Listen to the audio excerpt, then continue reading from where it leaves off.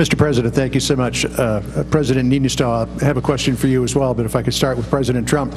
In the middle of Hurricane Harvey hitting on Friday night, you chose to pardon former Sheriff Joe Arpaio.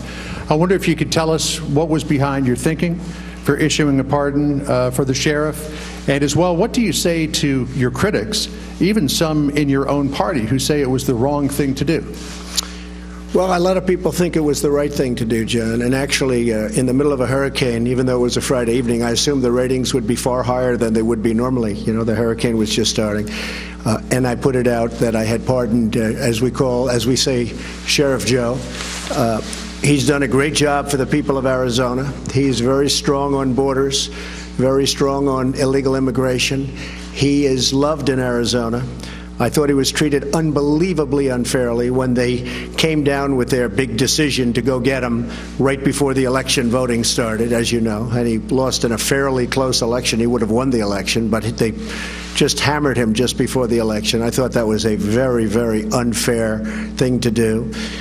When I mentioned him the other night, you saw the massive crowd we had. The people went crazy when I said, "What do you think of Sheriff Joe," or something to that effect. The place went absolutely crazy when I was in Arizona last week.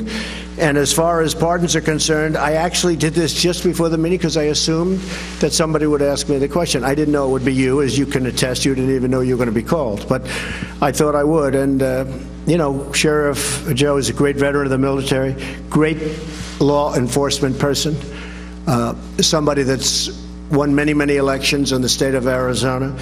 But I wanted to look at some of the other people that were pardoned over the years.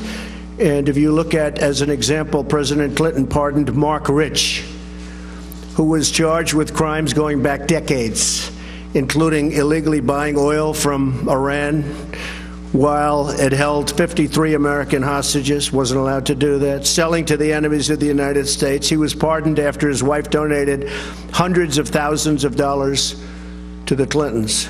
Then you have dangerous criminals. President Clinton pardoned Susan Rosenberg, a member of the weathered underground, charged as part of a bank robbery that led to a guard and 2 police officers being killed. Drug dealers.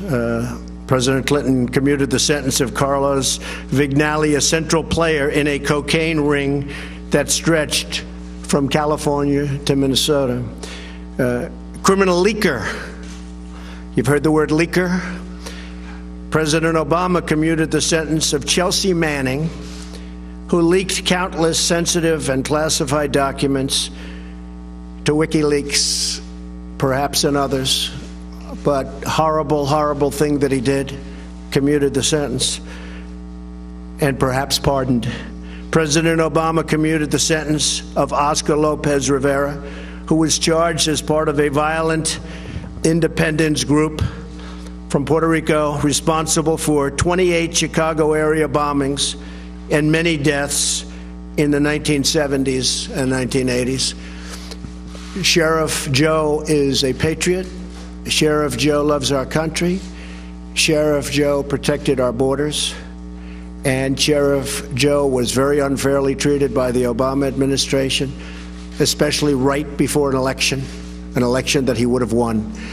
So, and he was elected many times. So I stand by my pardon of Sheriff Joe, and I think the people of Arizona who really know him best would agree with me. Thank you very much. Mr. President, I'd like to claim